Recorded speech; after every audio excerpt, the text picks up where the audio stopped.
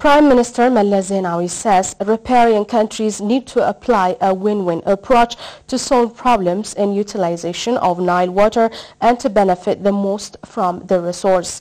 In an interview with Egypt TV, Mella said the 7 upper riparian countries do not have agenda of benefiting themselves at the expense of Egypt and Sudan. We have the details.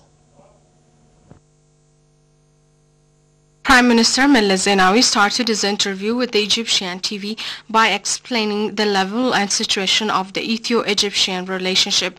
According to Mellis, in general, there has been a very significant improvement in the flow of trade and investment between the two countries. According to the Premier, there are rooms for additional improvements. He said although it goes through some irregularities, the friendship of the two countries will continue with no problem. Well, the relation between Egypt and Ethiopia is like a very old marriage with no possibility of divorce.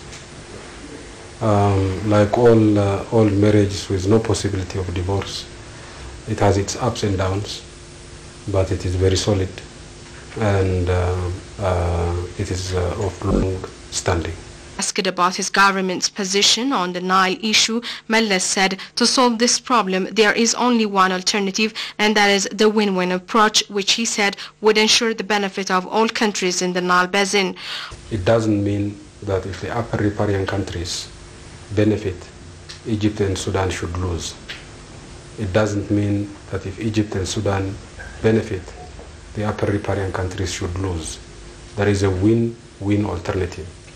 And the only solution to the Nile is a win-win solution. Although a cooperation framework that is believed to bring about this win-win solution is prepared after a series of discussions for the last 10 years, it could not convince Egypt and Sudan, which did not sign the agreement. However, 5 of the upper riparian countries have signed it, and other 2 countries are expected to sign the agreement in the near future. The Prime Minister said the new agreement signed by the lower riparian countries is a reflection of 2 things. First, it's a reflection of the upper riparian countries' desire and commitment to a win-win alternative. Second, it's a reflection of the upper riparian countries that they are not satisfied with the status quo. According to Mellis, Egypt and Sudan did not sign the new agreement as they wanted the other 7 countries to accept the 1929 and 59 agreements.